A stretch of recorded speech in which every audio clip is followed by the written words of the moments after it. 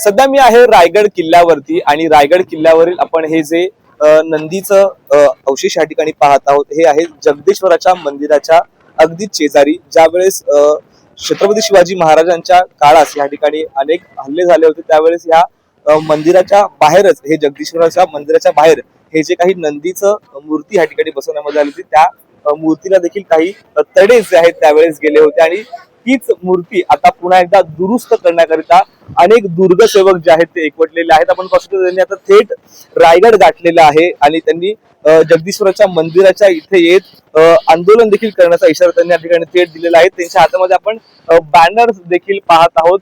मूर्ती भंजक, औरंग्याची क्रूरता हटवा, माझ्या जगदीश्वराचा नंदी पुन्हा बसवा, सकल हिंदू समाज, सह्याद्री प्रतिष्ठान हिंदुस्थान यांच्या वतीने हे संपूर्ण आंदोलन या ठिकाणी पुकारण्यात आलेलं आहे. काय नेमकं त्यांचं म्हणणं आहे आपण पाहणार आहोत. सर काय सांगाल, मंदिराच्या इथे एक आंदोलन तुम्ही छेडलेलं आहे, काय नेमकी मागणी, काय काय वाटतं? आपण पाहतोय की आता आपण छत्रपती शिवाजी महाराजांनी बांधलेल्या या शिवतीर्थ रायगडावर आहे.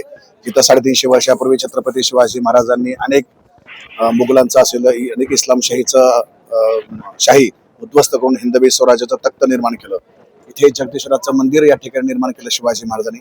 आणि या शंभू महादेव मंदिराच्या बाहेरचा जो हा नंदी आहे तो नंतर औरंगजेबाच्या काळामध्ये किंवा त्याच्यानंतरच्या कारकिर्दीमध्ये या नंदीवर त्या ठिकाणी घाव घालण्यात आला, त्या मूर्तीस भंग करण्यात आलं.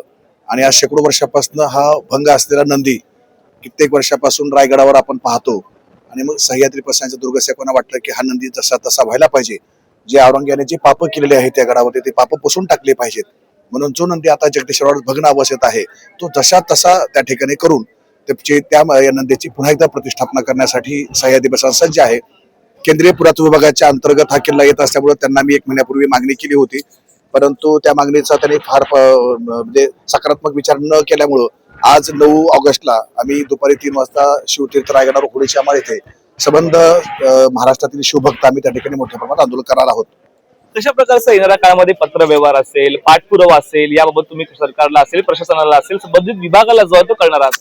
हो, नक्कीच. आम्ही सह्याद्री प्रस्थानच्या वतीनं तर आम्ही त्या ठिकाणी पाठपुरावा करत आहोत, पण सर्व महाराष्ट्रातले जेवढ्या काही संस्था आहेत किंवा ज्या काही इतिहासप्रेमी व्यक्ती आहेत त्यांना सुद्धा आम्ही पाठपुरावा करणार आहोत. आजपर्यंत आम्ही जवळपास 10 पेक्षा अधिक आमदारांचे सुद्धा पत्र केंद्रीय पुरातत्व विभागाला पाठवलेले आहेत, जे केंद्राचे सांस्कृतिक मंत्री आहेत. पुढच्या काळामध्ये सुद्धा हजारो संस्था संघटना एकत्र येऊन या नंदीच्या पुनरुत्थानासाठी आम्ही प्रयत्न करणार आहोत. आज देखील तुम्ही थेट होळीच्या महाले त्या आंदोलनाचा इशारा दिलेला आहे. येणाऱ्या काळामध्ये काय वाटतं, या आंदोलनानंतर प्रश्न जर मार्गी लागला नाही तर पुढची भूमिका कशा प्रकारची असते, पुढची इशारा कशा प्रकारचा असणार आहे? जर आजच्या आंदोलनाला जर सकारात्मक प्रतिसाद पुरातत्व खात्याने दिला नाही तर आम्ही लगेचच म्हणजे पुढच्या महिन्यापासून यापेक्षाही अधिक तीव्र प्रकारचे आंदोलन संबंध महाराष्ट्रावर आम्ही त्या ठिकाणी करणार आहोत.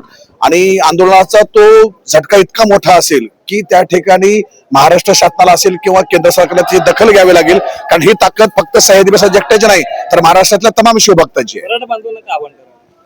मराठात नाही तर मी संबंध हिंदू बांधवांना आवाहन करेल की हे जे काही भंग करण्याचं काम दुष्कर्म औरंगजेबाने त्याच्या पिडावळीने केलं आहे ते पुसून काढण्यासाठी तुम्ही सह्याद्रीला साथ द्या.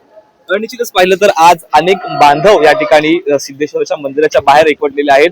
होळीच्या महाळेत देखील त्यांनी आंदोलनाचा थेट इशारा जो आहे तो दिलेला आहे. त्यानंतर आपण पाहिलं तर सरकारला देखील त्यांनी पाठपुरावा केला आहे, संबंधित विभागाला देखील त्यांनी अनेक पत्रव्यवहार केला आहे, तरी देखील प्रश्न जो आहे तो मार्गी लागत नाहीये. त्याचमुळे आता त्यांनी थेट रायगड जे आहे ते गाठलेलं आहे. रायगडावरती आपण पाहिलं तर मोठ्या प्रमाणात हे सर्व बांधव एकंदरीत जमलेले आहेत. अगदी लहान चिमुकल्यांपासून देखील मोठ्या ज्येष्ठांपर्यंत अनेक